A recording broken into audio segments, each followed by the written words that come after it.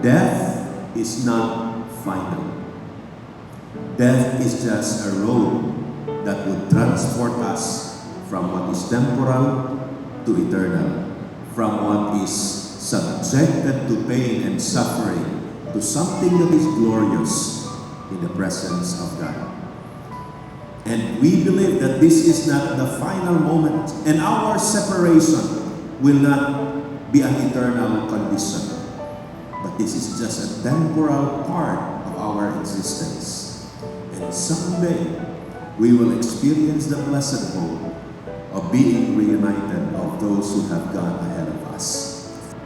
Standing up here today may be the most difficult thing that I have had to do in my life. I am Melissa Eve Boy, the fifth child of Bong and Bong. I am the little girl that you see in this picture. This photo was taken during the Kabataan siege back in 2001. I know you already know how the story goes. I was 3 years old at that time. I cannot recall exactly what happened, but I remember seeing and hearing my father shouting, "Huwag kayong magpaputok," as he was handing me over to a family member. He was a real-life superhero. He was our Superman. He would always introduce me to other people as a girl he was carrying during the siege. He would say, "Este aquel bata, karga-karga iyo. Ah, grande yan eh."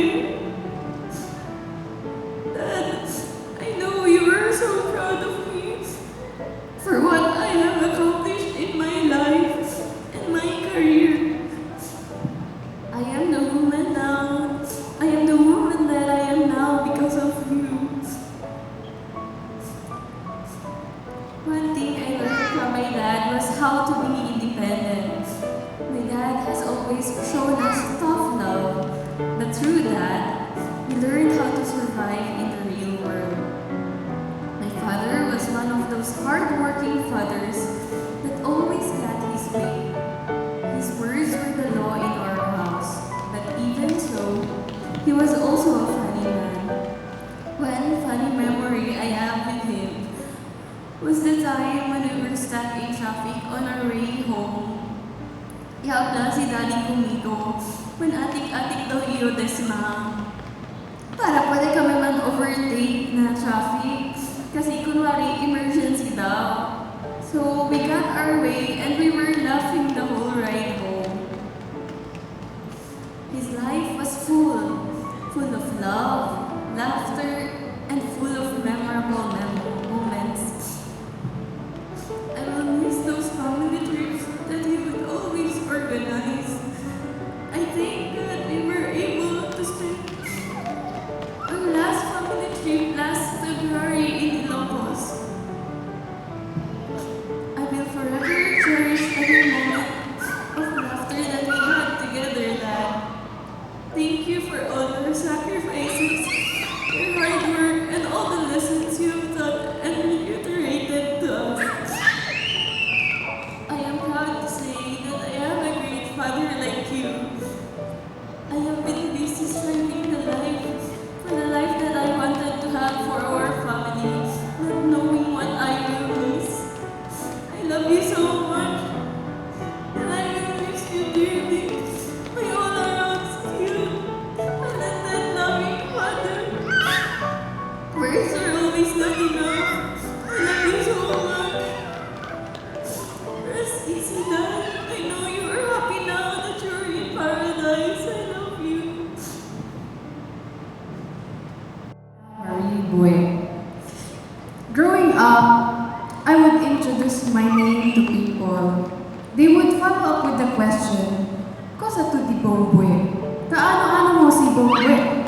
Ano ka ni Bongboy?" Hello everyone. Thank you for coming to see my dad's last physical presence here on earth. My name is Joanna Marie Boy. 29, third child of Mr. and Mrs. Bong, the first daughter. I came to realize, young as I was, that my dad had become a public figure, that anywhere in Zamboanga, there is always someone who knew of Bong. Whether Akelia ko rin konsehal, Akelia na hostage na kabatangan, Akel na radyo, Akel maestro, or Akel diamond uban na church, etc. In every stage of his life, he's always been relevant to people, to his community, and more. And you guys are the witnesses of this. I was discreetly proud of my dad for all his connections and good influence to people at the same time. Influence to people. I used to be the shy kid, but he inspired me to come out of my shell, seeing how wonderful it is to be of service to people and to God. Inside our home, my dad was a disciplinarian with all his rules and regulations. Each one of us had to do a chore assigned to us permanently. Ako yung tagahugas ng pinggan. He would give us a to-do list every day and we had to religiously comply. With that, he taught us to never be idle. Dulog-dulog ka mo, find something to do. He would always say that to us whenever he sees us just lying around the corner. And until now, I cannot stand wasting time doing nothing. And I thank my dad for that. Because he taught us to persevere and keep moving.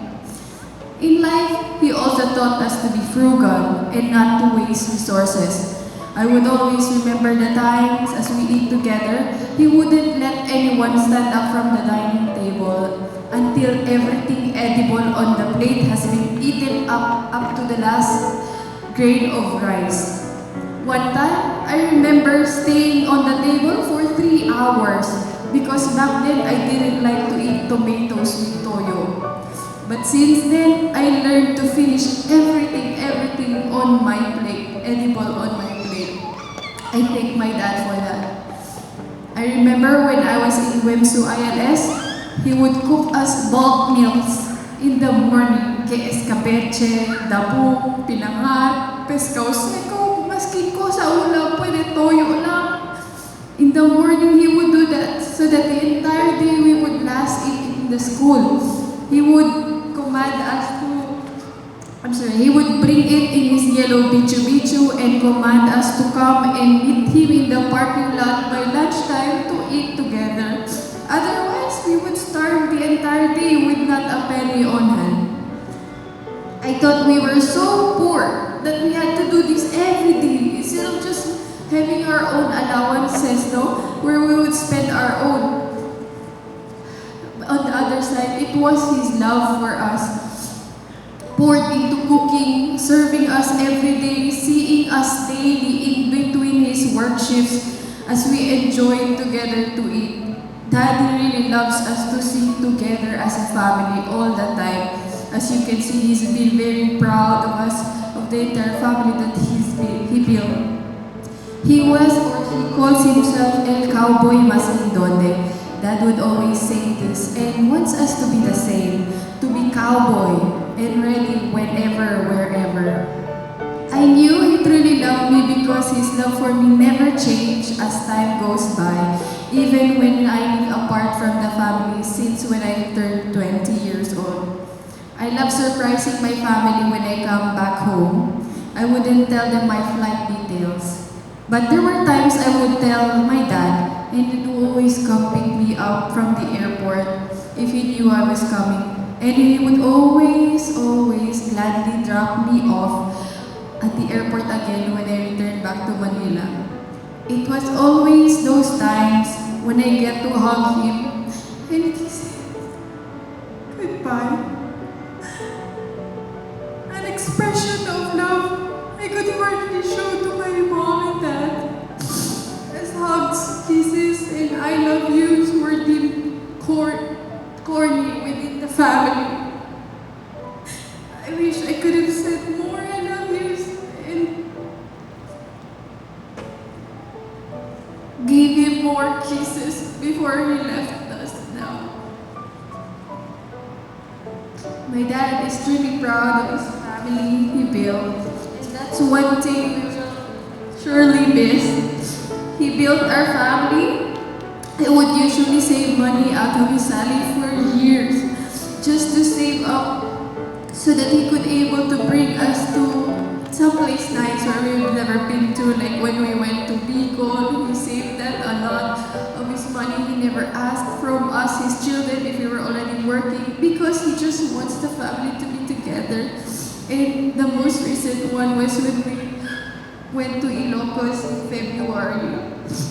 All this he did just to see the entire family together. I've been married for 2 years now with my husband Kevin Charles Garcia. I've asked him the permission if I could retain my surname Tupoy, and he lovingly agreed. Many have noticed why I still haven't changed my name, and so I just keep telling them it's a hassle, too many paperwork. But the deep and honest truth is, I was very and still very proud of my dad, and I would want to keep his name tagged along mine until I could make him proud, so proud of my achievements. And now he's gone. I hope I can just move on and I will miss you, Dad.